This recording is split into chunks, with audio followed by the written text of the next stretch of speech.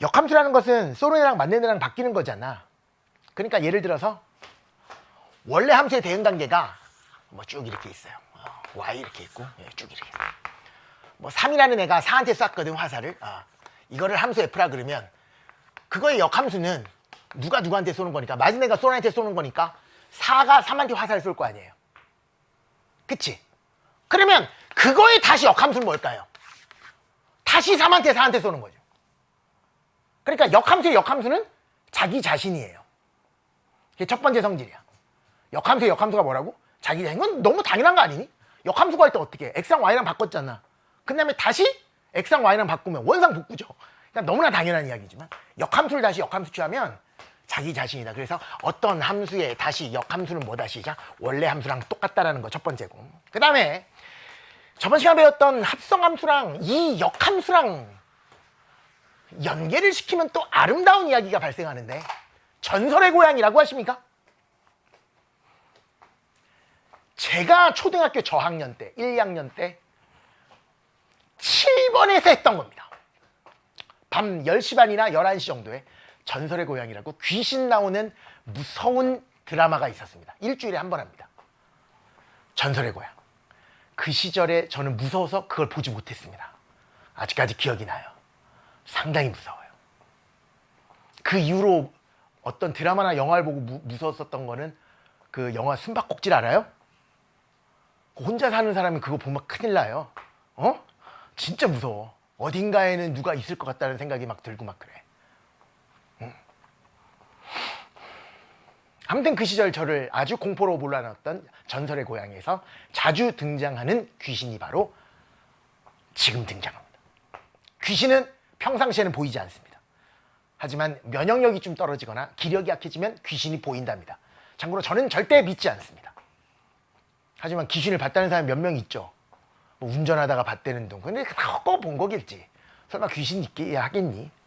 저는 믿지 않지만은 그래도 귀신을 믿는 사람들 많아. 왜 안 믿게요? 저는 안 보이니까. 안 보이니까 그렇거든. 귀신은 보이지 않습니다. 지금부터 귀신을 소개해드리겠습니다. 내 친구 귀신. 그게 바로 뭐냐면, 잘 봐. 역함수가 서로 바꿔서 쏘는 거니까. 예를 들어서 함수 fx를 가르쳐줬어. 4x 플러스 1 이렇게 한 다음에 다음을 구하래. 뭘 구하느냐? f 1의 값을 구하라 그러면 여기다 1 대입했을 때 y 값이니까 5죠. 그런데 그거를 역함수를 한 번 더 합성시켜서 최종적인 함수 값을 구하라 그러면 5를 가지고 다시 역함수 값을 구하는 거니까 결국 역함수의 x 이퀄 5일 때 함수 값 구하라는 얘기지. 역함수의 함수 값 구하는 거니까 역함수를 구해가지고 x 대신 5를 대입하면 되나요? 예, 그러면 되는데요. 그렇게 할 필요 없이 답은 무조건 1이에요. 얘가 그대로 나온다고. 왜 그러냐면 자기 자신의 역함수랑 이렇게 합성을 해버리잖아. 그럼 이 얘기지. 1이 누군지 모르겠는데 어떤 애한테 화살을 쏘도록 만든 게 바로 F라면, 그러니까 지금 1이 어떤 애한테 화살을 쐈어. 누군지 모르겠어. 그럼 화살 맞은 이놈이 얘잖아요. 근데 얘가 다시 역함수에 의해서 화살을 쏘라 그랬잖아. 그러니까 이렇게 쐈는데 역함수는 그걸 복수하는 거니까 역함수에 의해서 다시 한번 함수의 대인관계를 얘기하면 최종적으로 화살 맞는 애 누구야? 시작. 1이야. 그러니까 자기 자신이 그대로 와요. 그대로 복사기야, 복사기. 얘가 1이면 1이고 10이면 10이고 8이면 8이에요. 이렇게 자기 자신으로 대응되는 함수를 뭐라 그런다 그랬어? 항등함수라 그런다 그랬으니까 여러분들이 절대 잊지 말아야 될 것. 자기 자신과 역함수와의 합성은 언제나 항등함수예요. 이걸 보통 이제 i라고 표현하기도 하는데 뭐 거기까지는 됐고, 이게 바로 항등함수다. 항등함수라는 건 뭐냐? 복사하는 거야, 그대로. 그러니까 5가 오면 5에 대응되고 10이 오면 10에 대응되고 7이 오면 7이 대응되는 거니까 얘가 뭐이냐에 상관없이 자기 자신과 역함수랑 합성시키면 무조건 다 뭐지? 시작. 항등함수. 항등함수를 색다르게 표현하면 복사하기. 얘 그대로 복사되는 거예요. 그러니까 그 말을 다른 말로 쓰면 시작. x가 x한테 대응된다 이런 뜻이지. 그걸 또 다른 말로 고치면 얘가 뭐란 뜻이에요? 시작. x란 얘기잖아요. 그 얘기는 얘가 안 보이는 이 귀신이라고 생각해도 돼요. 없다고 생각해도 돼. 얘 안 읽고 그대로 읽으면 좌변이 뭐가 돼요? X. 우변도 뭐야? X. 맞잖아. 그게 무슨 말이냐? F 동그라미 G 동그라미 G의 역함수 동그라미 F에 대해서 동그라미 여기에 대해서 503 너무 크다. 7 이렇게 됐으면 답은 7이라고. 왜? 얘는 그냥 못 번째 하시면 돼요. 왜 못 번째가 가능하냐? 얘가 바로 귀신이잖아.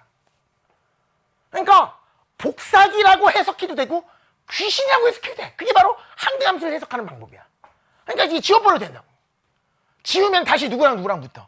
F랑 F의 역함수랑 붙어버리니까 또 다시 뭐가 발생해? 귀신이 또 나오는 거야. 그러니까 얘가 사라지는 거나 마찬가지예요. 그러니까 최종적인 좌변은 얘네들은 보지 말고 귀신이니까 읽으면 안 돼. 시작. 7 그러면 돼요. 그래서 결과가 7인 거야. 응? 그래서 난 이 얘기를 하고 싶다. 뭡니까? 결국 자기 자신과 역함수랑 합성을 하게 되면 항등함수, 복사기, 귀신 같은 말 걔네들이 되니까 얘도 사라지고 얘도 사라진다 그러면 결국 여전히 항등함수가 되며 이걸 다르게 해석하면 얘를 하나로 보고 왜 결합법칙이 성립하니까 가로는 어디다 집어넣어도 되거든. 얘를 하나로 보면 얘를 세모라는 함수로 보고 얘를 네모라는 함수로 보면 두 개를 합성했더니 항등함수가 됐어. 나 좀 전에 그랬어. 뭐랑 합성했을 때 항등함수가 돼요. 자기 자신이랑 역함수랑 합성했을 때 항등함수가 되는 거니까 결국 세모라는 함수랑 네모라는 함수랑 합성을 했더니 항등함수가 됐다는 것은 세모의 역함수가 뭐라는 얘기예요. 시작. 네모라는 뜻입니다. 그걸 그대로 쓰면 F 동그라미 G의 역함수는 얘의 역함수는 얘란 뜻이니까 G 역함수 동그라미 F의 역함수라는 뜻이겠구나.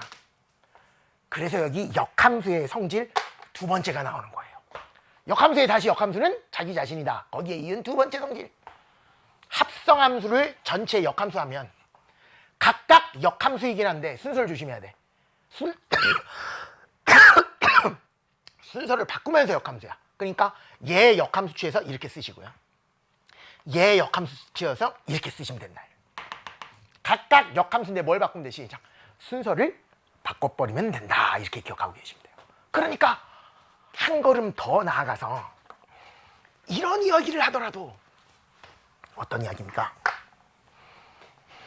이런 얘기를 하더라도 F에 대해서 역함수 동그라미 G에 대해서 전체 역함수 이렇게 돼 있고 동그라미 F에 대해서 역함수 동그라미 G 동그라미 F에 대해서 O의 값을 구하라 뭐 이런 문제가 나오더라도 상당히 복잡해 보이지만 자기 자신과 역함수랑 합성하면 항등함수 복사기 귀신이 된다는 것을 착안하자면 다음과 같이 얘기할 수 있지 않겠느냐.